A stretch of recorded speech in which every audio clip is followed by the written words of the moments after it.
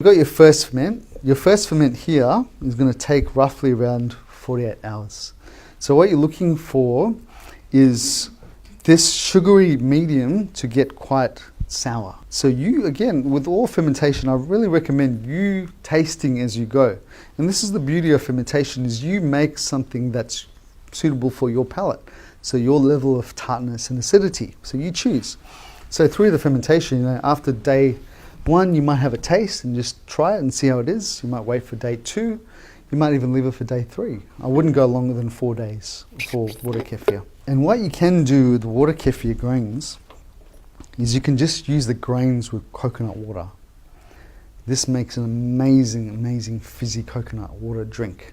For some reason, the water kefir grains just love coconut water. I don't know the answer of why, they just love it. The only thing is they won't be able to sustain long term.